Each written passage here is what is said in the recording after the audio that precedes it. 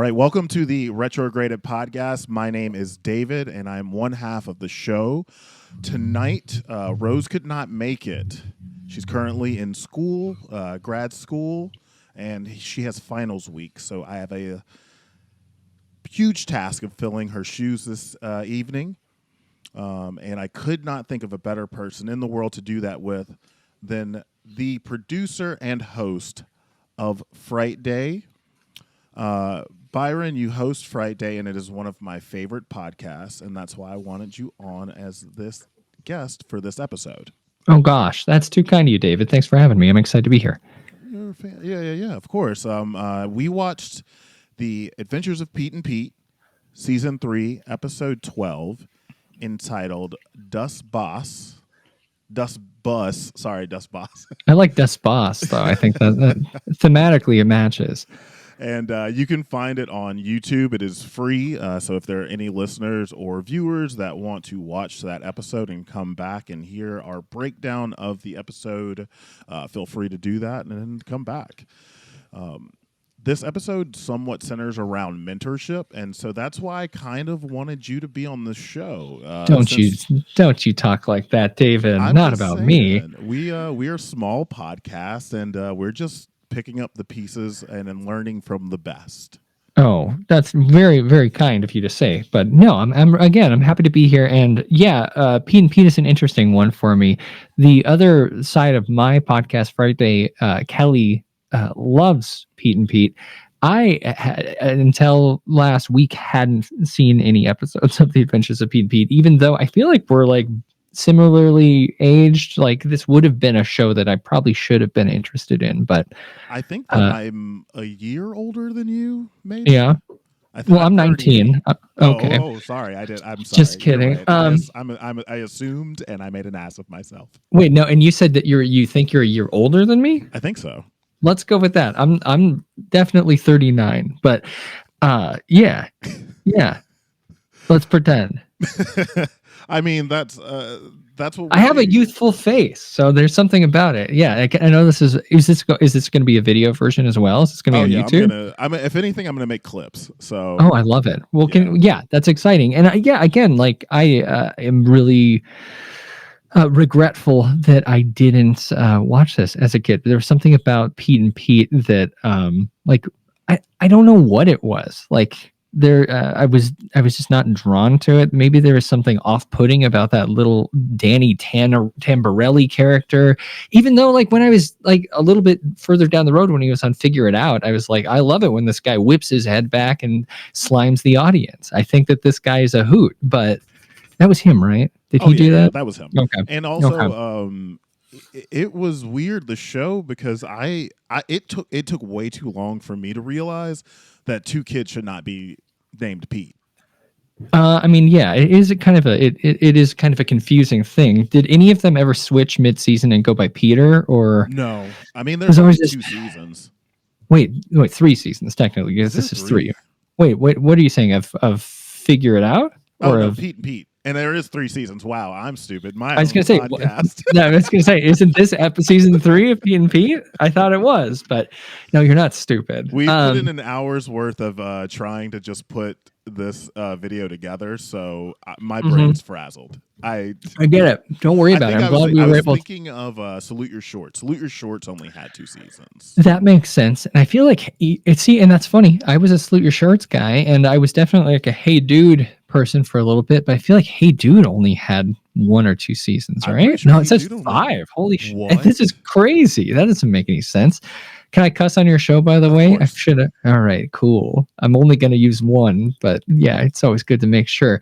There is something about Pete and Pete that it just didn't work for me. But honestly, after watching this episode, and I don't want to jump too far ahead, there's something like cinematically and conceptually like really different about Pete and Pete that, as an adult, watching for the first time, I really appreciated. Like even like the story structure, the way it was shot, like it's just like I was really impressed. So I don't know, like I'm sure I'll tell you specific parts about why I was impressed as we go on. But yeah. Thanks for the opportunity to jump into this, something that I neglected for so long. Absolutely. Let's dive into the show. This episode starts off with a Wellsville High job fair, and then the background score is this. This is one of the things I love about this show. It starts off with the score, and I've always loved the music from this show. Mm-hmm. It's very subtle, but I appreciated it. And then in the background, you see the character of Mr. Tasty, who is also at the job fair. And we've done an episode of Mr. Tasty on this podcast. He is phenomenal. Now, what's the deal with Mr. Tasty? Mr. Like an ice Tasty, cream? he's the ice cream man, and every kid in town loves Mr. Tasty. All right. But no one knows who he is. And he leaves as soon as the summer ends. He's gone. No, he's like a Frosty the Snowman kind of character. Yeah. And then even in that episode, he travels the world with his Tasty mobile. So wait, like over sea as well. He's kind of like, and this is I don't want to steer too in this direction. That's Nosferatu energy for sure. There's something about that kind of rubs me the wrong way. Oh, well, there's a lot in this episode that rubbed me the wrong way. Oh, wow. Okay. We'll get Interesting. into it.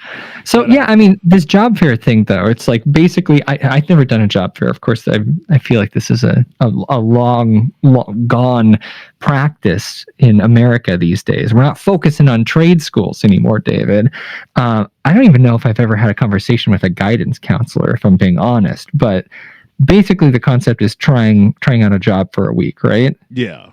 And we find out that Pete is also in love with the girl named Penelope. I couldn't remember her last name, and I should have put it in my notes. It was like Gastonio. Oh, it was very cool. Name. I like Penny more, but I don't think she ever went by Penny. It was always Penelope, huh? Right? I don't even know if she shows up in the show again. I think this is it. Yeah. But she's played by the insatiable and phenomenal Selma Blair. Selma dang Blair. And it's funny because I've always had a crush on Selma Blair, but I really don't know how many Selma Blair films I watched. I just was very drawn to her, though. Incredibly striking. Like when I was looking up films, clearly Cruel Intentions, the erotic thriller from 1999 that everyone loves. Wait, and I think was she in that one too? She was, but all I don't think of is Sarah Michelle Gellar making out with that other chick, right? Hold on. Wait. What movie did you just say? Cruel Intentions from 1999. Oh, that's why. Because I was thinking of the kiss or the three-way scene in. And it is Selma. It's Sarah Michelle Gellar and Selma Blair making out in Cruel Intentions. What's the three-way scene that I'm thinking of? You're just thinking about triple kisses from the real world. When are we going to start talking about real world? Is that next episode? We can always talk about the real world because all right. Because I'm a huge fan. Real World New Orleans was my favorite. I had a huge crush on Seattle. That's cool. I don't know if I watched that one. That's an earlier season. There's something about Julie from Real World New Orleans and this guy named Matt who had like spiked up bleached hair. I was like, these guys are the coolest fucking people on the planet. I found out both of them are Mormon, and it was kind of an odd energy after that. But I figured out it was Nev Campbell and Denise Richards. That was the kiss I was thinking of. And what was the film though? Which is Wild Things. Oh, okay. See, I've never seen Wild, but it looks exactly the same. Though you're right. Wild Things was wild. Honestly, I love Denise Richards. I could see. Listen, there's erotic thrillers are coming back, man. Like I think I anticipate seeing a lot more of that with this kind of '90s renaissance that we're seeing right now. But Selma Blair, it just because the kids are getting it wrong and Jinko jeans cost $250 now, like. It just breaks me. I saw something and heard a kid say a more relative term. Like, we never said anything like that when we were growing up. No, that's not how we did it. I actually know it was a vibe. They're like, oh, I got a vibe from them. And I was like, I never once said that. You never vibed? I never vibed. No. But yeah, speaking of heartbreaking, did you watch the documentary called Introducing Selma Blair? I think it was from 2021. No. Because, so it's Selma Blair is she has multiple sclerosis now, and I think at this point she's retired from acting. But it's made it really hard for her to kind of physically function, and it's a documentary about kind of her embracing this diagnosis and working through it. It's really interesting, and it just made me love Selma Blair even more. I'm gonna have to check that out. It looks interesting. Yeah, definitely should. So this is a treat. I wonder how old she would have been in this. Or in how early in her on-screen career this would have been. But yeah, I'll let you kind of explain Penelope a little bit more, other than, I mean, clearly would have been my crush at the time watching this. Big time crush for Big Pete. Actually, she does not really know Big Pete at all. We find out, she walks away, and in that moment we see Stu, the bus driver, and I'm going to tell you, Stu is based, as the kids would say. Stu is cool, and I love Stu so much as a recurring character on this show. Yeah, Stu's vibes are on point. No, this real quick though. This was Selma Blair's first on-screen appearance, 1995, and then after that, she was on the Dana Carvey show in 1996, and from that, huge drop off. Yeah, well, yeah, it's kind of true. It's interesting to me. This Stu character this is certainly not the first time that Stu's been introduced. Seems like people love Stu. Quite the character. And he is the bus driver for Wellsville High. And in that moment, Stu is broken up, very sad, distraught about the fact that no one wants to be a bus driver that week. And of course, why would you when you're next to the bear? You're next to the bear. Yeah, I mean, come on. This doesn't make any sense, Stu. I don't know. Remember Otto from The Simpsons, a kind of revered character. Everyone loved Otto, right? I feel like if there was a career day in Springfield, I think that people would have been lining up to... No, they would have gone with the comic book guy first. Bullshit. No one likes the comic book guy. They do get access to comics, that wants but to be there for a week, I think they're going to the guy first.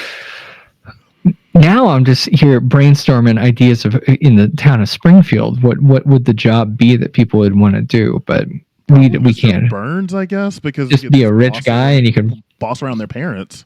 Yeah, you can push buttons and trap doors fall and stuff like that. Yeah. I guess, yeah. So Stu's putting a lot of, vibes, negative vibes, honestly, kind of harsh vibes. Yeah. I felt bad for him. Yeah. And Pete does too, Big Pete. And he decides that he'll be the bus driver for the week. And after that, we cut to the intro. Now, hold on, Byron. I will say that I've always appreciated a lot of things about you, but one of which is your musical taste. Interesting. I appreciate that again. Thank you for saying that. This intro is played by Polaris, and I absolutely love this album. It is songs from The Adventures of Pete and Pete. There's a bit of a backstory with the band that they broke up, and this is all they ever put out as a release, but it's such an amazing album. So good. Wait, is it one album, or did they just do the music from The Adventures of Pete and Pete? Like, yeah, that's it. That's all there is of Polaris, of this band. There's another Polaris out there. It's just not the same band. I saw that. That seems like a weird metal band, but it sounds like some of the members went on to be in something called Miracle Legion after that, or were originally in that before they joined Polaris. But yeah, I mean, this is another one of my co-hosts of one of the shows on my network, Audio Wool, Jared from Louder Than Crowder, loves Pete and Pete and absolutely loves this band. And, after listening to this theme, like, again, just something that I fully appreciate so much more now as an adult. I think I would have jumped right over this as a kid because it wasn't on now that's what I call music, volume blank CD. I wouldn't have liked it then. And there was a lot of stuff musically with this TV show. There's also Veruca Salt was on the show. Iggy Pop was on the show. Iggy Pop was like an actor on it, right? Yeah, he was rest in peace, Michelle Trachtenberg's father. Oh, dang. Yeah, rest in peace, Michelle Trachtenberg. Interesting. Yeah, it's one of those things that I just am so again more appreciating now than I would have then. Yeah. I mean, for you to say I have good music taste. As a kid, I had shit music taste. It was terrible. I was obsessed with like Aqua's Aquarium, which I will still go to bat for. I think it's an incredible album, but yeah, I can't judge you too much. My first album was Limp Bizkit's Significant Other. That's a great album, though, David. The bottom great album. I'll fight for it. It's got stacking bangers. I don't doubt that that's like a. I mean, it would have been mine if, like I said, I wasn't a 19-year-old. Currently, and it was the only reason I was able to buy it was because I couldn't get Korn or DMX because the FYE employee would not let me purchase it because I wasn't an adult. That's kind of fucked up. Yeah. No, my parents were running a scam at BMG Music Club. Are you familiar with this? Yeah. So apparently in the late 90s, mid 90s, you could sign up for BMG and get 10 albums for the price of one when you sign up for the membership, and you can immediately quit. And then they send you another offer to rejoin and you do it again. So my parents would do this all the time. And one of the first records I got as a kid that I listened to the entire thing, and I still listen to it all the time. I listened to it on a road trip a week and a half ago. The Goo Goo Dolls, Boy Named Goo. It's an incredible album. It's a phenomenal album. It's super underrated. I feel like people like jump right to Dizzy Up the Girl because they like that damn Iris song from the City of Angels soundtrack. But no, I absolutely love it. And the other album that was my first album was Matchbox 20, whatever the one that has 3 a.m. and all those. But and I can see the album cover, and I cannot remember the name of it to say. Yeah, but I see the album cover because 3 a.m. was a banger, and it was definitely. It's not bad. I requested. Push If You're Gone. Yeah, I mean, no wait. If You're Gone is still. I think that's on a different album, but still a good song. I'll give you that. But yeah, no, I was blown away by this. The energy, that very very specific like mid early 90s, like indie thing. I don't think a lot of folks on Nickelodeon were doing that at the time, so it was really cool to see. And something super special. With the episode, we go into Stu showing Pete around the bus station. Now, I was curious, did your school have a bus station? Yeah, I didn't have a bus depot. I did take the bus a little bit in elementary school. I've lived very close, though. Even from like a young age, I was like a bike riding kid more than a bus kid. I think after like 3rd grade, I started riding my bike to school. But no, I mean, they have a separate bus place, not just for the school. So I think there was a depot of sorts, maybe. I don't know. What was the situation like for you? Was there like a large, dramatic, almost like, it looked like they said a taxi or something, right? Like, that's exactly how it looked. Like, no, nothing. The buses just sat in the lot where I was at. That's it. Huh. Interesting. Where'd you grow up, David? I am from North Carolina. Yeah, you don't want to say which town. Was it a small town, a big city? I don't live there anymore, so I can say I lived in Durham, North Carolina, growing up. Durham, okay. And what's the population of Durham?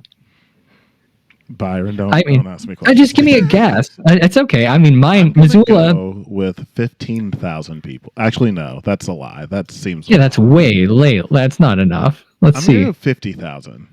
50 is an interesting guess. Let's see, 30. That's not bad. Hey, Price is Right rules. I lost, but well, yeah, and that's interesting. It's so funny. Missoula, Montana, where I live, up in the mountains, population of our city right now is 78,000 people. So I live a town that was twice the size of yours, which is very interesting considering it's weird, just because it's Montana. Yeah, I mean, you would think that I would live in like a rural place, but don't tell anyone. It's actually kind of a dope college town that, like, we've got 3 AMCs. Like things are good for me. So you have 3 versions of the band AMC. How bizarre! Exactly that. That's exactly what I meant when I said that. Yeah. No, I like, yeah, it's just funny how different that is. I don't know how many buses were in our quote unquote bus depot. I don't think the bottom line is it's nothing like this, but very like, I love the set piece of this bus depot. Like, and and here's the thing too, and we'll get to that a little bit later when we do our scores for the episode. I have to prepare a score. What's the don't worry, you're fine. We'll get there. We'll get there. Byron. No, but what's the metric? Do I need? Is it 1 out of 10? What are we working with? Retrograded. We give it a grade, like A through. That makes sense. Okay, I like that. I know. I love how that you. This isn't your show, so you were like, oh no.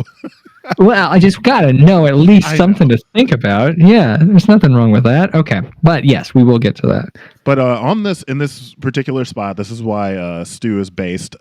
He says, "Will the time clock master?" Or wait, he says, "Will it be your master or will it be your slave?" Did you ever think about that? I haven't. I do. I mean, I work for myself, so I am my own slave master, I guess, right? Like I'm both parts here. But I do love that. That is a very based perspective. You're right. And like the interesting thing about Stu is you don't really see him interact with other bus drivers, right? Well, you do in the next scene. They don't like him. Well, clearly, radio and some guy says he's going to beat him up. I guess you're right, actually. But do they directly interact with him? He almost acts as if he's one of those characters that you don't quite understand the dynamic. Like, is he respected? Maybe not, but is he competent? Throughout the maybe, series, right? Like, I don't think he is respected, but there is a love interest who is another bus driver. I would love to hear that. So there is a bit there, but they never really show them interact with any other bus drivers. It's just him and his girlfriend, and that would be Yellow Fever, which is also the name of the bus in the episode. I don't know how I feel about that, right? Like, oh wow, it really just hit me now. Yeah, I mean, is there an ethnicity attached to the bus? Okay, she is African American. That's wonderful too. At that point, especially to have Nickelodeon was forefront of interracial dating. Love that. That's amazing. But yeah, interesting that my brain jumped to this. I guess I should say that I also have another podcast where I investigate a real piece of shit named Steven Crowder. So I'm very on the radar of hateful, bigoted remarks. So that's why your brain's there now. Yeah. I go, oh shit, who's saying awful things this time? Yeah. Speaking of which, with your podcast, I do need to check out the Halloween costume reveal of. Oh, it's coming up soon. It's not quite. We're a couple weeks behind in the edits, but yeah, because I'm sure that's gonna really make me happy. It's gonna blow your mind, honestly. It's a lot of fun. I mean, I get tripped up every time I say this. My other podcast, I love Frightday. Frightday's fun because it's a great way to experience horror for people who may or may not necessarily be interested in that. It's like a great way to kind of tiptoe into the genre. But yeah, my other podcast, Louder Than Crowder, which is a podcast about the podcast Louder with Crowder. It's not for everyone. It's a really kind of heavy investigation into a really bad guy. So, we have a lot of light moments, and I'd like to hear that you're interested in the costume contest. But yeah, it's not the most fun. It's just it's kind of dark. But you know what a good segue is that costumes. Pete puts on that outfit, and Pete does put on that outfit, and I love it. Honestly, I'm a big fan of these. These duds are cool. Like, I'm into it. I think that I think more people should wear uniforms. I think that it's kind of cool. Like, I just like the underwear thing where he said, I'm not going to put on the underwear. And I think Stu says, I know that you're not wearing it. Maybe this is a bad job. Stu, yeah, you can't say that. Come on now. But I agree. That he's also missing is the service pin. And I love the service pin because it says trust, loyalty, and niceness. And that becomes that's the other theme of this episode is staying trust, true loyalty, and nice. Yeah, I mean those are good values, right? Like, I think that doesn't hurt anyone to strive for those things. Yeah. And if you do it well enough, sometimes you get donuts, and that's kind of cool, right? And sometimes when you get donuts, you have to get a wet, moist towelette. Mm-hmm. Who's this character? Ellen. Who's the Ellen? Now, so Ellen and Pete, there's some chemistry there, right? I think that during the first season, there is an episode where Pete says that he is starting to fall in love with her. But they've been best friends since they were kids. I was going to say, it feels kind of platonic, but like there's a lot of care between them. And again, I'm extrapolating this from a less than 30-minute chunk of television, but like, yeah, there's some good chemistry between these two. Oh, there are a lot of episodes where you see a lot of that, and there was one in particular that I did want to do for us. I just couldn't find a really good quality of it. There's an episode where Pete and Ellen find this kid in their classroom who no one likes and everyone picks on, but he's a real big advocate for football. And Johnny Unitas, and the kid ends up being an alien at the end of the episode. Wait, and this is an episode of Pete and Pete? Yes. I like this world. I think this is kind of exciting, honestly. They legit keep his secret. There is an alien that lives in Wellsville in the show. And that doesn't just go, that's not like a bottle episode. That just kind of continues on. No, you never hear of him again. Well, that's kind of cool too. I like that. Yeah, it's awesome. If the quality had been like any better, I would have done that today. But it is. Well, save it for Kelly. Kelly will eat that up. She loves aliens. I love Ellen though. I think that Ellen. Does she just work at the bus depot, or is this her choice of job fair? I think her choice for the job fair, because at the beginning of the episode she does say, the choice that she wanted to give Pete, like they could do it together, it was innovative. Oh. It was going to be the future. That's right. Well, being vending machines. David, all our needs and dreams will be met by the modern miracle of vending. So I think it makes sense. I think it tracks. I mean, sure. I've gotten tons of stuff from a vending machine recently. Name something you've gotten from a vending machine. A vending machine? Oh my God. I don't know. I'm the only thing that I ever really indulge in terms of vending like that is at airports. I'll spend the $5 on an energy drink instead of the $3 at a gas station for an energy drink. But no, nothing exciting, nothing cool, I don't think. Now, the thing about Pete and Pete is that there's a dynamic with the older brother and little brother that kind of pops up. It's always there, but this episode you see Big Pete gets on the bus with his outfit, and the realization of him looking like a clown hits him very quick, and the other kids on the bus let him know that, including little Pete. Yeah, I mean, the whole bus is very triggered by the presence of this secondary driver. Like, is there a world where when Pete normally would get on the bus, did he take the bus every week normally? Like, is this? Yeah, but the bus is never it's just they're in school or they're at home. It was never a I mean, the episode is called Das Bus, so yeah. I guess that is the focus here. But like, my question is is Pete a respected character? Like, to other Big? Big seems like Big is not. I think Big Pete is that 16-year-old guy that's just kind of trying to figure out life. Like, okay, he's mostly focusing on girls and jobs and impressing his friends. I think that's kind of throughout the series. I'm trying to think of Big Pete episodes, and usually they are focused around girls and his friends and his family. Sure, being accepted, something like that. Absolutely. Yeah, it's interesting because like from the outside, I was anticipating equal parts back and forth between Big Pete and Little Pete. So I was surprised to find, and I actually asked a couple of my other friends who I know watch this show, I was like, is this like the kind of show where 1 week you get a Big Pete episode, 1 week you get a Little Pete episode, and sometimes that they're combined, like from the perspective of the brothers? But it seems like from what everyone's told me that it's mostly focused on Big Pete, and Little Pete almost acts as like a catalyst, like a plot driving element. Is that right? I would not agree with that. There are a lot of episodes that focus around Little Pete. So it is split. Yeah, I think it's more split than it is, and there are a couple episodes. I gotta get new friends, David. They're setting me up for failure. This sucks. I think they watched they were thinking about a couple of episodes that probably resonated with them because they're 19, like you're 19, and they were like, age. "Oh, I only think about the Big Pete episodes."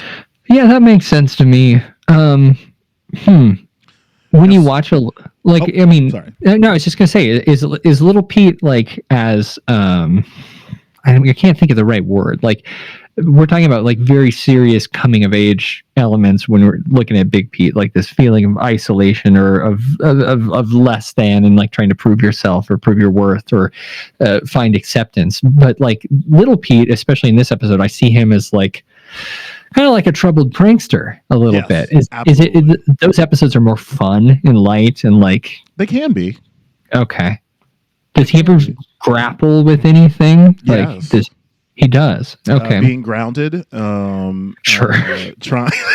I mean, that's a big deal. I was never grounded, so I don't really know. I was always a bit too good of a kid, so I get it. There's an episode where he wants to stay up for 24. No, the longest. We did it. It's Nightcrawlers. He wants to stay up for the longest amount of time. So him and his buddies, they all get together and they run around at night, and the parents start getting mad at them, and he just tries to basically becomes him versus the adults. He wants to show the world that he is capable, even though the world probably sees him as a child. Sure. And he's like, no, I can accomplish this. I'm willing and capable. And all his friends end up passing out of heat stroke or something like that. And he makes it? No, him and his mom reconcile. That's interesting. I'm trying to apply this to... Are you familiar with Dan Harmon's story circle? No, the only Dan Harmon I know is Community. Well, so Dan Harmon, he has a... In terms of how he writes stories, everything kind of has a similar structure. So they always start with like a character in a zone of comfort. I'm reading off of it right here. And then they have a desire to change something. They enter an unfamiliar situation. They adapt to the situation. They get what they deserved, but then they pay a heavy price for winning. And then they return to their familiar situation and have overall changed. So it's like this kind of like the traditional story circle is like a call to action, always sets things off. Like, yes. And that's how a lot of these kinds of stories are told. But yeah, I was just trying to see if I could apply that to a Little Pete. Like, I mean, he learned a lesson here, like, right? Like he came together, he learned more about his mother in that episode. Yeah, and then you watch another episode and it seems like it's that's the bottle episode curse. Yeah, it's all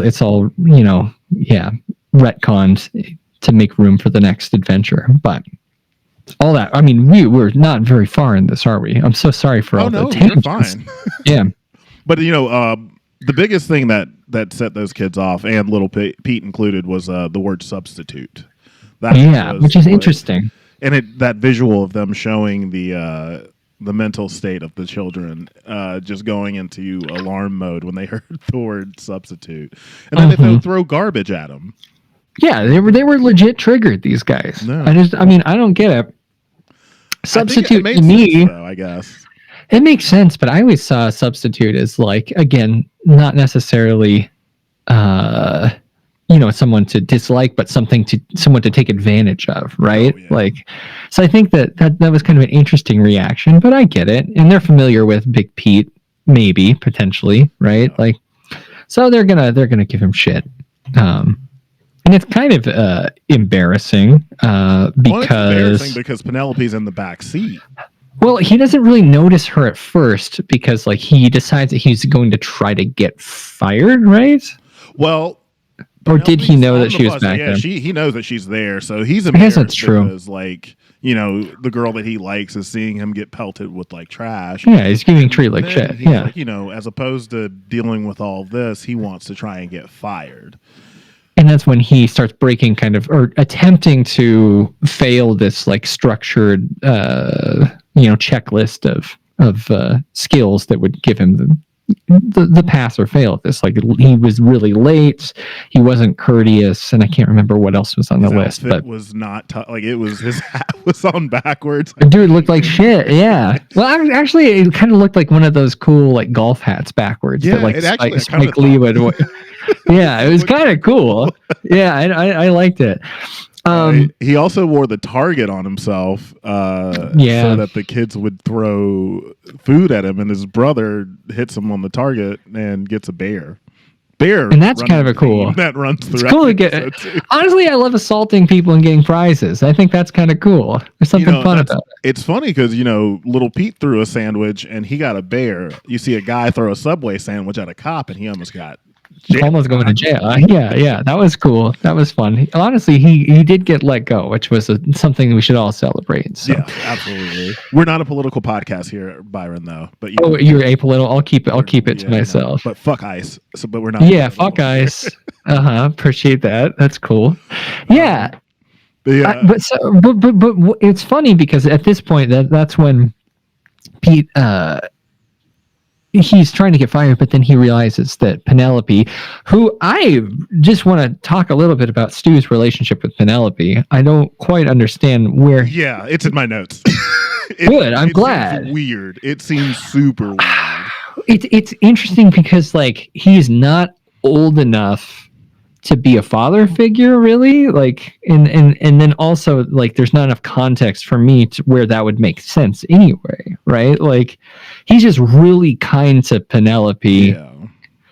But the way he says it, because he knows that Pete has a crush on her, he says that they share a special bond. And and Pete could have had that had he not attempted to lose this.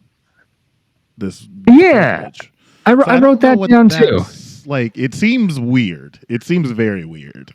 I couldn't. But again, I couldn't. It didn't lean far enough in either direction for me to really have a clear idea of what was going on.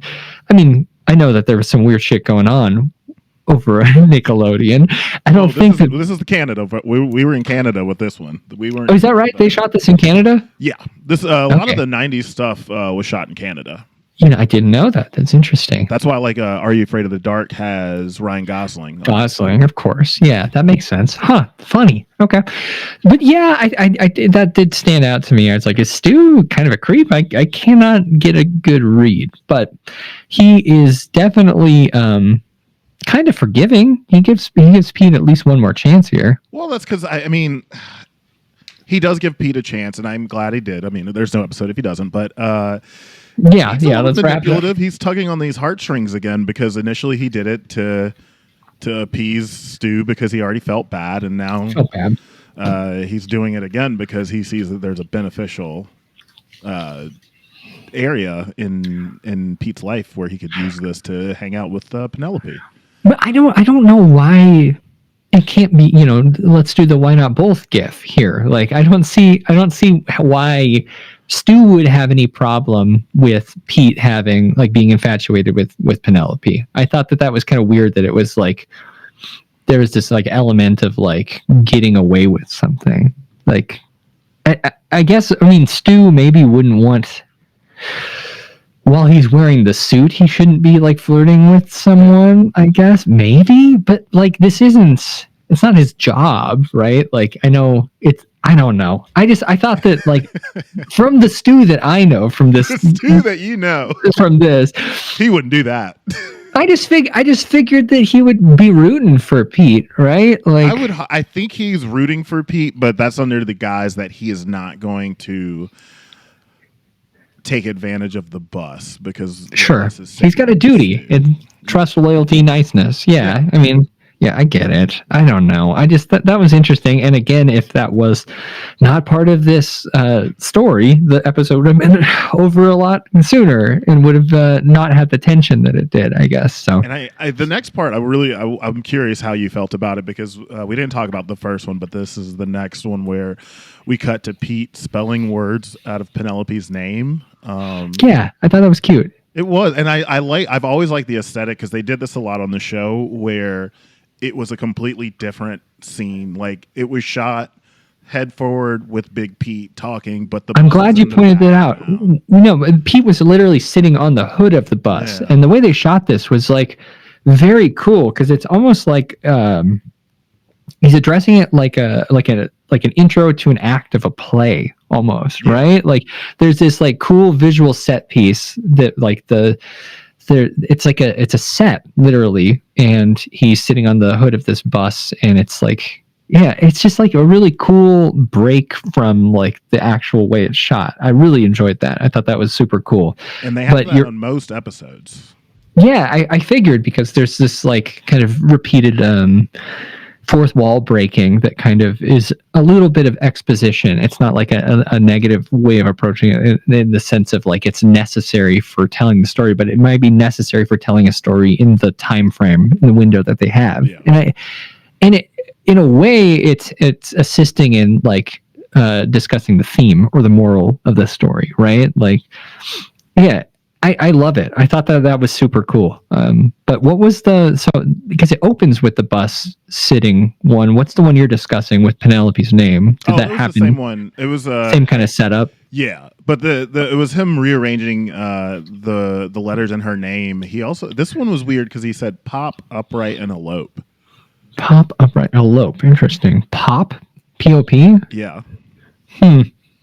Upright. I mean, elope, we get it, because, yeah. But I was like, was that a boner thing? Or was it like, we're going to pop, like, immediately just, like, get up and go elope? Or was he saying, you make me pop upright? And I was like, is that, like, one of those sexual things that they kind of slid in? Because there's a lot in Nickelodeon that are sexual undertones that get slid in. So I was like, I wonder if that's one of them. Well, I mean, I don't know if you remember the first season of SpongeBob SquarePants when it was on MTV, actually, before it moved to Nickelodeon.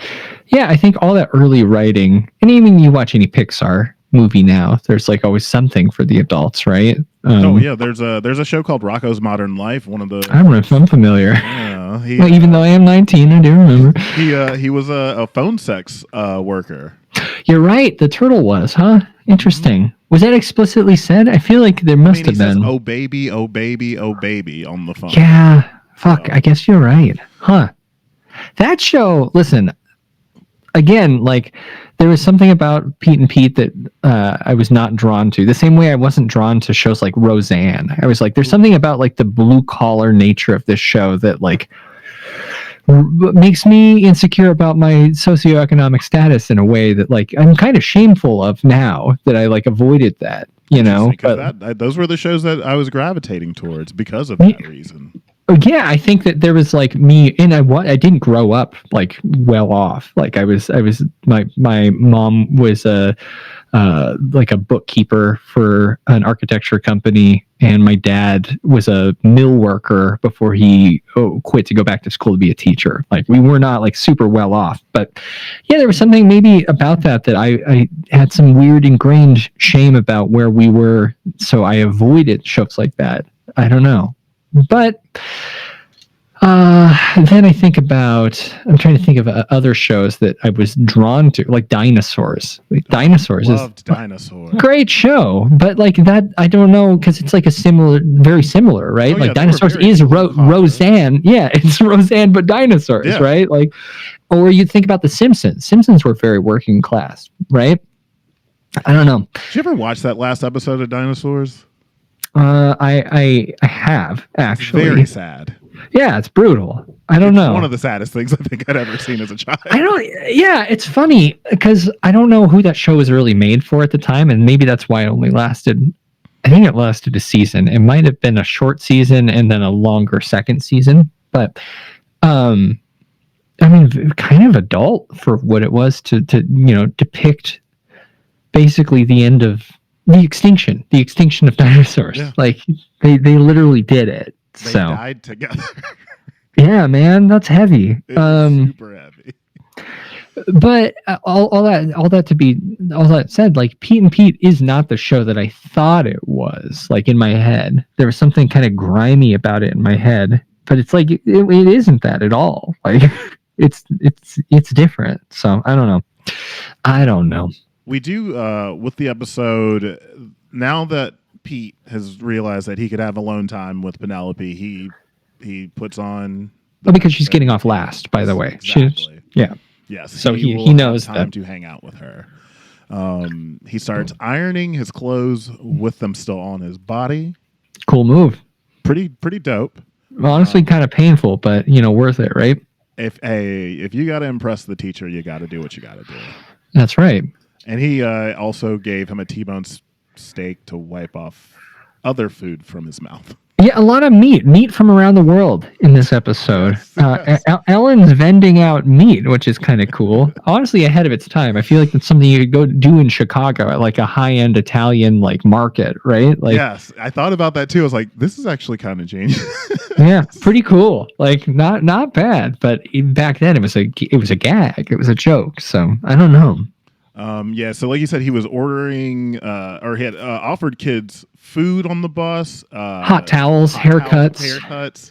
And then of course Stu mentions the word substitute again, and the kids like kind of freak out and try to uproute everything again. And Big Pete just in the moment turns all of their food that they threw at him into a salad.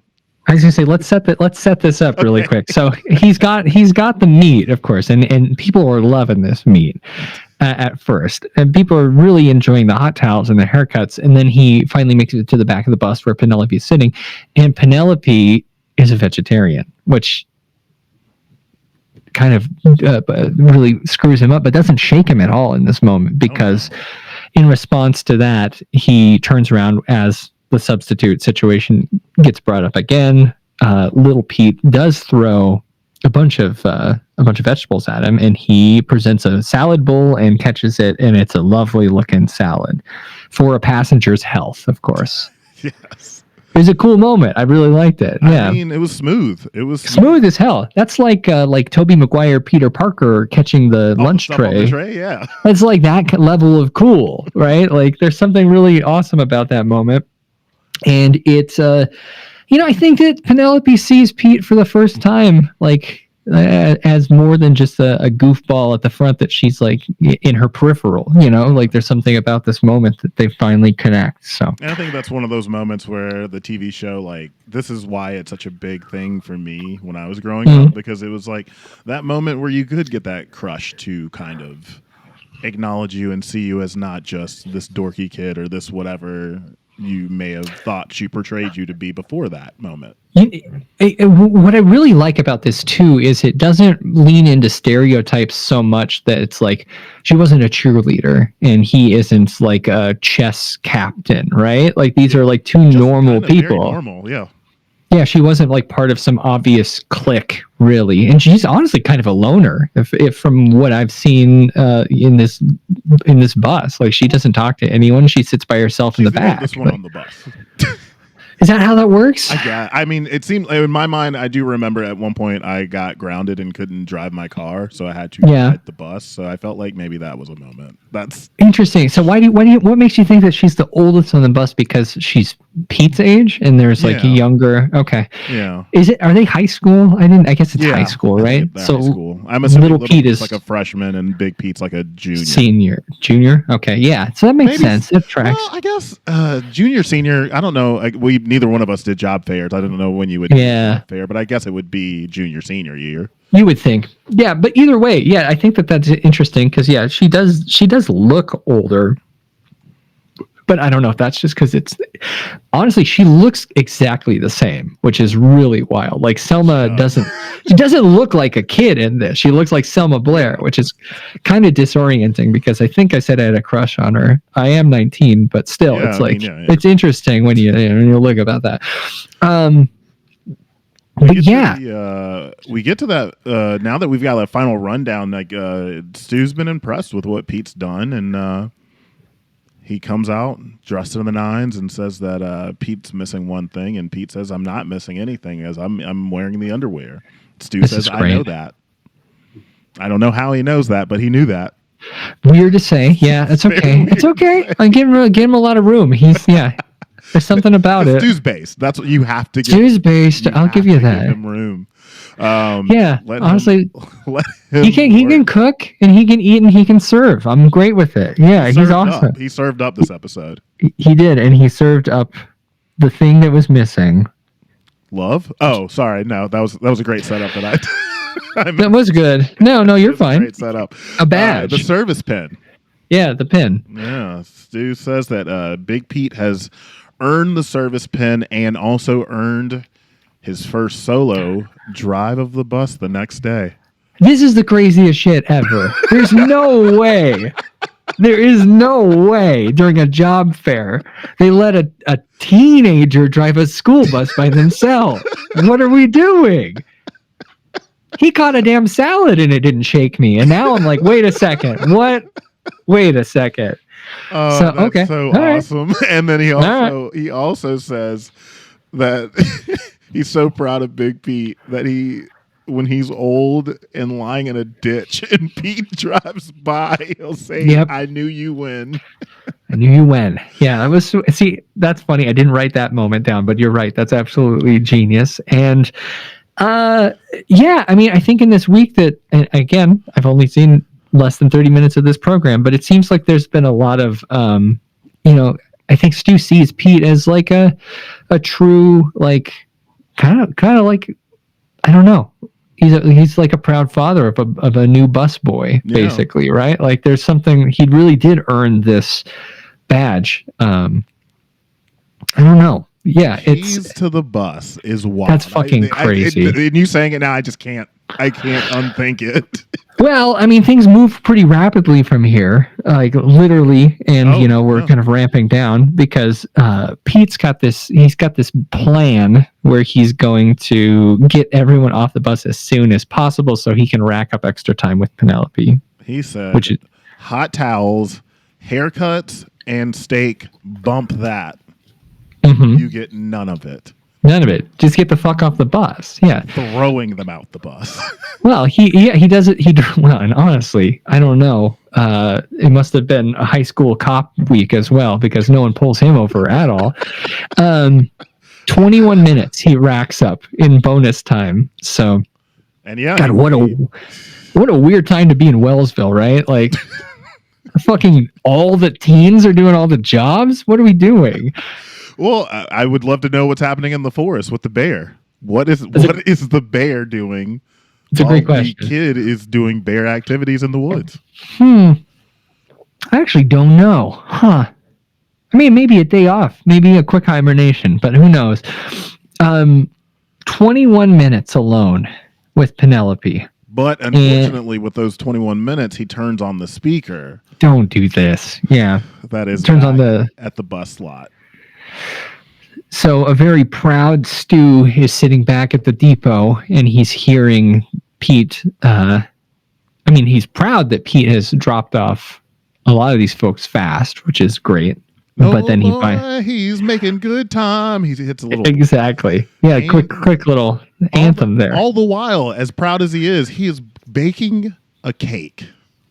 Yeah, he's decorating a cake. He's just like going. This is a huge day for Stu because he really takes this all very seriously, and he believes. I mean, he's been misled. He's been lied to by Pete. Not only does Pete not really care about bus stuff, he was only doing it. But again, this is so tricky for me. Like I understand that, but like. Stu likes Penelope, and he likes Pete. So why wouldn't he want them to be happy? Why wouldn't he want them? I get that. I agree with you. But I think without compromising the job is where it sends Stu into a frenzy where he stabs the cake and punches out the radio. Speaker, yeah, he gets very violent and then takes off. I love this scene. It's very It's very Ferris Bueller. It's like the end scene of Ferris Bueller. Like we've got ourselves a chase, kind of in reverse, I guess, because he's chasing someone. But yeah, Stu frantically is running towards the. Does he not have a car? I'm confused. Does he walk to the bus that he drives? He's a driver. He's a professional driver. You're breaking I'm sorry. Brain. I never thought of that. Well, I mean, again, how fun. Bus. That's another great point. But they heated up the cake on a bus. He could have gotten to bus. Damn. Yeah, he has got options. I think maybe it was just that the anger, the just pure like rage, it's fueling him. Oh, I mean, this is the most. He's been deceived. Like, yeah, I get it. I guess, yeah. But that run scene where he knocks over a pizza and continues full stride, and also runs over children playing football. Yeah, who else is he running with? I'm trying to think. There were some nuns with a kite. No, oh, first of all, I forgot that I wrote down a couple quotes. He said, "Man, that kid can go," which is great. Yes. We did say that. But then he calls him a carrot top Judas, which is very fun. Because that was a great line. Whoever wrote that, I hope it was improv, but I think it was written. But also, if we're talking about lines, he did hit one, and Jared would appreciate this. When he fired Pete, he says, "You're fired." Very good. Vince McMahon. Yeah. Again, you both know so much more about wrestling than I do, but one day. Maybe, I don't know. I'm not really sure. I just this chase scene's great, and he's getting up close. Penelope has stated that she likes Pete, and they're sitting next to each other. I don't know. You think lover's destination in town? Yeah, the fuck spot, huh? No, come on now. I was just kidding. I was joking. That was a joke. It was a lover's lane, a little park and smooch location. Yeah. I don't know. In this moment, I guess I'm more towards leaning with what you were saying earlier, though, because Pete and Penelope are in the back seat, and he tells her that she should be weary of him because I know all the different combinations of names or words in your name. I would be terrified. I'd say, okay. I mean, this was a kind of a common, a structural plot point in a lot of these 90s movies is like being interested in someone, infatuated by someone from afar, right? Yeah. Like, and it's, I think you even see it in like modern-ish films like Superbad, right? I think like there's this infatuation, and I relate to it too as someone in like middle school and high school. There's all these people that you like think that they're the one, but you don't talk to them really. You borrow a pencil from them once, and you think that like you're in love. So in a sense, like I super relate to it, but you're absolutely right. It is kind of an odd thing to see now as I'm nearing legal drinking age. I'm curious about that because back in my day when I was young and spry like you, we had tapes. We would either tapes or CDs, and I could give it to a girl and be like, "Hey, listen to this song Iris by the Goo Goo Dolls." Of course, great point. Be into that. Who knows? Hypothetically, if you were my age at that time, did you ever give out any mixtapes? Killer mixtapes. I still do it to this day. Like, someone I like an ex from maybe like, I don't know, 8 years ago. We were texting the other day, and she still has like 3 of my mixtapes. And I was like, Jesus Christ, all right. And it was really kind of cool to see back at those playlists. But like they do mean a lot back then. I don't know what people do these days. I mean, I can still make a Spotify playlist with some custom art. I've shared a playlist that I've made for someone specifically. Totally. And I think that they still work like in a similar way, but there's something not necessarily tangible that like it's not exactly the same. Like, I think the effort of doing the mixtape where you had to listen to the radio and hit record. Well, that's a totally different thing that I've never done. I've never done cassette. I did cassettes before. That's cool as hell. Like, I think that is something that people really do appreciate a lot more. You're fine. And we're back. Sorry. Sorry. Everything just shut off. Like my monitor, my computer, my light. But we're still recording though, right? We are recording. Yes. Cool. Love to hear it. I don't know what kids are giving crushes these days, but 6, 7. All right, get fucked. I'm done with that. Let's wrap this up. All right, we've got a chase scene. But yeah, they're getting close. Big Pete's being kind of awkward, but she doesn't seem to mind, right? No. Like, there's something kind of artistic about the way he's telling her that. I mean, it is a little creepy. Again, there's this element of, obsession without actually, reason for it. Like, he doesn't know who she is. Maybe she sucks. She could suck. Dude. Like, we don't know this. She has, I don't know, like 6 lines in this entire thing. I don't know. I mean, she's willing to hang out with a dude who did that with her name, so maybe she's not. Maybe she's I mean, she could be, honestly, let the audience vote on it, because like I have no idea if she's cool or not. I just know that she's kind of, I mean, Selma Blair's cool. Yeah, always. So I don't know, but while they're in the back seat, Stu is up front crawling. I don't know why Stu did this, but I don't. Not up front. He's coming from behind. He's coming from. Oh, did he come over the roof and drop down? The hood. Yeah. He went from the front and crawled Spider-Man style. Back to Spider-Man. There we go. Yeah, and drops down, and he overhears Pete just starts to feel bad. The guilt gets to him when she mentions that when she thinks of Pete, she thinks of trust, loyalty, and niceness, and then that just breaks Pete, and he's like, I can't do this because this would break Stu's heart. I gotta pull back. I can't make out with you. And Stu overhears this as well. How, but he did. Well, yeah, through the window, huh? Interesting. No question. Yeah, maybe good at. I was gonna say lip reading, but he's coming from the back. He hears it. It's movie magic. He hears it. He feels it, and that's when Pete decides to drop her off and head back to the depot, right? Also, in that moment, Stu fell on the back. That bus is parked. If he can't go forward because there was like a lake in front of him, so Stu technically got ran over. I guess you're right. Dang, huh? I mean, there's a lot of room under those buses, but yeah. And Stu knows his way around the bus, so you're right. He probably just... Yeah, we got to trust that. We got to trust he knows his way to roll out.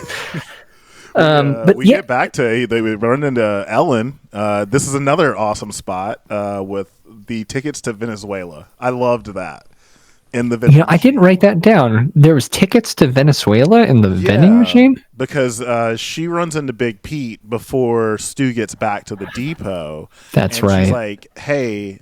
She knows that Stu's pissed. She was with him the whole time. So Ellen's like, hey, here's a ticket to Venezuela. It leaves in 30 minutes. You should get out of here. I love that. So well, I mean, Ellen's got his back, right? Oh, yeah, absolutely. That's the kind of she takes off. She has his back until she thinks it's time to leave.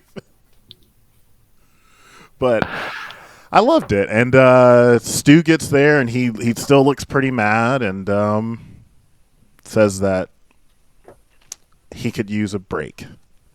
Him and Pete could both use a break, as opposed to berating him, and opposed to Pete just feeling so upset. Takes the higher road and says, "Let's just go have a donut. Yeah, let's not even worry about it." And Pete ends up with the girl. Well, it's interesting though, that last scene. It was supposed to be a silent scene, and then I think Stu ad-libs something apparently that makes Mike. Yeah, this is like a cool unscripted moment of the show that I read. I don't remember what exactly Stu said, but it makes Mike start laughing. So it was kind of like a nice little true, genuine, unscripted ending of this episode. Wow. See, this is why your podcast is the best, because oh my gosh, come on. The little subtle things that you can find are always chef's kiss. Well, I'm just doing my job, David. This was an absolute delight. This is what it hold on. I'm not leaving. I'm just saying this episode. I'm just saying the ending of this was really nice. Oh yeah. It was a really sweet little circle. I mean, I wish, who knows? I mean, I was going to say, what's the next episode? Did Pete get together with Penelope? We're at season 3. I don't know how many more. She's never on the show again, so. Exactly. But also how many more episodes were there in season 3 of Pete and Pete in general? That's a great question. Because we're in, I think this was episode 12 of season 3. So there might not have been that many more after that. No, because a lot of the last bit I know. One more episode. Really? This is the second to last. Season 3, episode 13 is called Saturday. So. Wow. Maybe they got married. Maybe they have kids. Huh. Let's hope. Yeah. I think that, like, I mean, there is certainly a chemistry and, like, an appreciation for each other in that moment. And, I at this point trust Stu's judgment of Penelope. Didn't he say that she's a good girl, right? Yeah. Like, well, hopefully he didn't say it that. Yeah, what did he say? I think he did say that she was a good girl, but I think he might. I think she said a good girl. Yeah, interesting. Well, yeah, I think it was really a really nice, tight, well structured story. And I looked up who wrote this one. This was the only thing that this writer ever did. Like, worked with the two co-creators of the show on this story, but it was the only episode of Pete and Pete and only thing that this person ever did. So, yeah, just a really nice little sweet story. I thought it was cool. And for the Retrograded, I like to do a little character spotlight, but there we go. At least those things keep recording and keep saving. I keep checking on that. I love to hear that. Yeah. You're doing a character spotlight.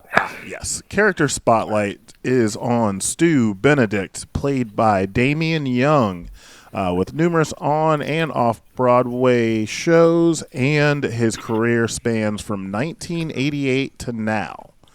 Okay, still active. Yeah, a couple of the shows that he was on was Law and Order, Ozark, Ocean's 8, Sex and the City, It's Always Sunny. He was in Unbreakable, the movie. He was on As the World Turns, Californication, Cosby. Holy shit. Have you seen Ozark? Yeah.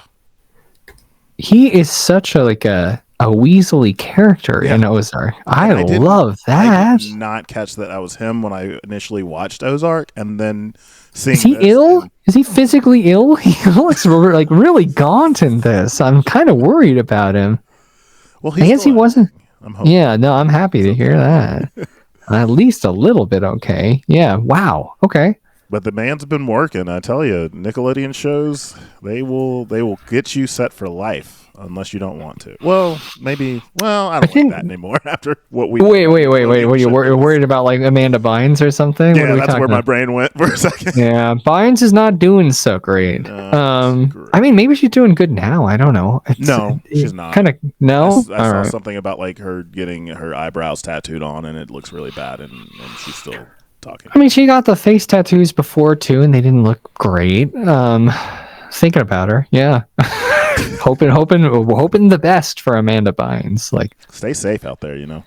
Yeah, absolutely. Interesting. That's so really cool. Our grades for the episode, Byron. Sure. Number 1, I'll go first so you can get a kind of a feel for Appreciate it. It will be acting. So with this episode of I almost said Are You Afraid of the Dark? This episode of The Adventures of Pete and Pete, acting, I would give this a B, a solid B, because I've seen other shows around this timeline and on this podcast where the acting is a little bit better. This doesn't give you a whole lot, but Stu, the character of Stu, is so fun to watch and see what he does with the character that I can't go anything lower than a B. Wait, what was it? So it was acting, and then what else? Oh, you just tell me your acting score, and then my acting score. Sorry. Yeah, I think I'm going to go a little bit higher than you on acting. I think that there's something, and maybe this is again the first timer effect, but there's something about Pete and Pete that's like there's this. I'm really sensitive to when things become absurd. There's like a really fine line where like I'm fully out because things are too weird. But this is like a super gentle absurdity that is still super charming. And these performances and the scripting of it, like I found it really compelling. Like it really sucked me in. And I guess it goes a little bit beyond acting, but like I think just the way that this show is written, like the way I write music, I like to write within really simple concepts and generalizations, and I think that this show does. Oh, my video went out. I can switch cameras really quick. Okay, cool. Give me 1 second. No problem. I thought that was my end again. I was like, no, you're good. What do I got? Okay. This'll work. I've got like 4 of these damn cameras around me now, so.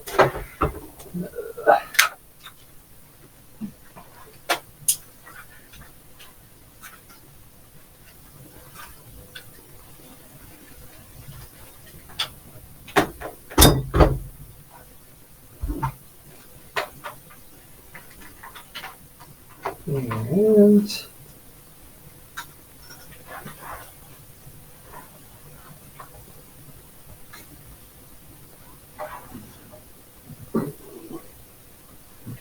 let's see how this works.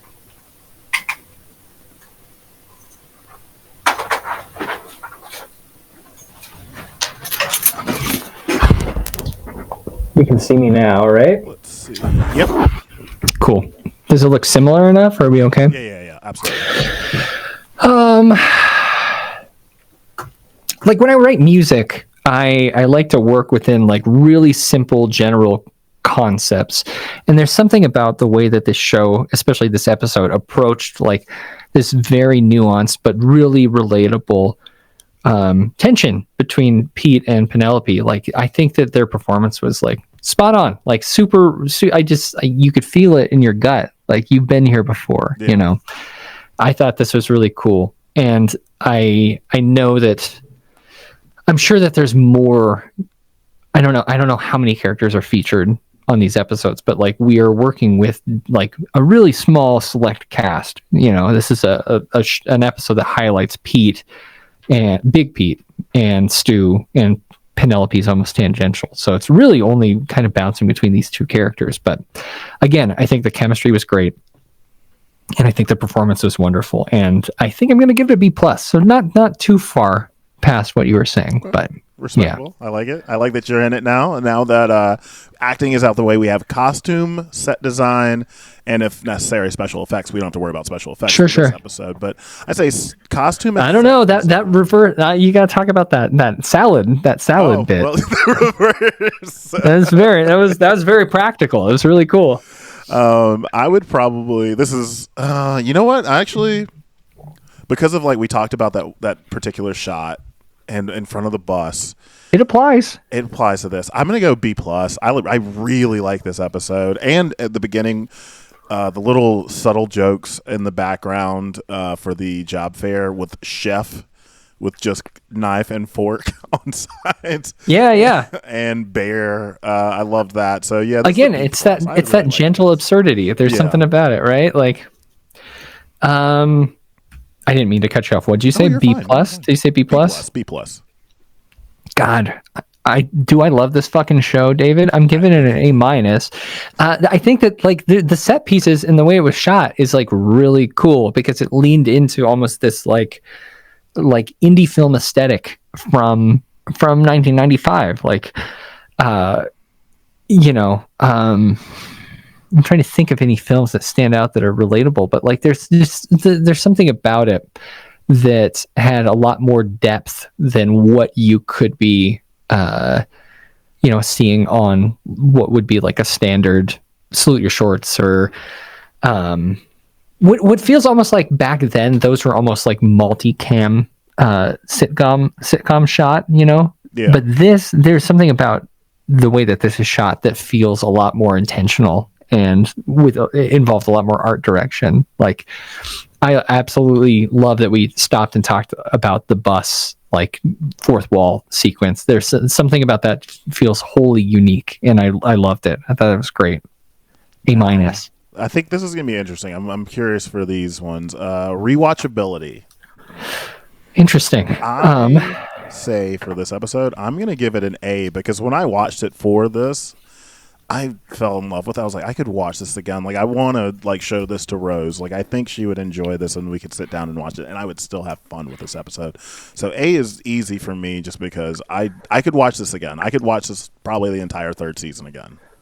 Yeah, I mean, I'd match that again. It's hard for me to know for sure because like I've only seen one episode of this, but like it is making me want to again dive in and learn more about these characters. I can't imagine like. I mean, it's hard, David.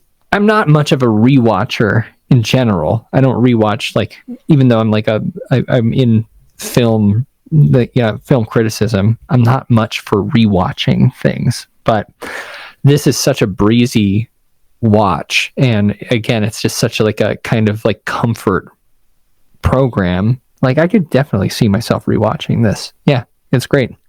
And our last one is the overall grade for the episode that we just watched. I'll let you go first. It's an A. This is a great episode. I love this. I think that it really zooms in on something that is really hard to articulate, but they nailed it. Like, I think that this is really took me back a couple years, as I am 19 years old.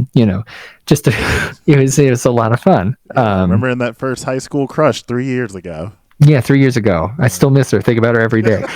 No, it was wonderful. Yeah. And how about you, David? The only thing that I wouldn't give this an A for, I have to give it a B+, and this is just because of doing this podcast, is the fact that I've seen the A tier episodes of Pete and Pete. Sure. And this is great, but it is not A I was gonna say, for me, so I'd give it a B+. David, you didn't give me an A tier episode to watch. This is kind of bullshit, and I'm kind of offended, honestly. Yeah, this was not very cool of you to do, but I appreciate it. Oh yeah, thank you so much, Byron. I cannot express the gratitude I have for you being on the show and for helping with the tons of technical issues we had before. Oh, it was a great time. We both learned a lot, so I'm not worried about it at all. And thank you so much for having me. This was a blast. Thanks for introducing me to Pete and Pete. And again, yeah, too bad that Rose wasn't here, because I think you guys are doing something really cool here. And thanks for having me. All right, guys, thank you so much for listening. Never forget,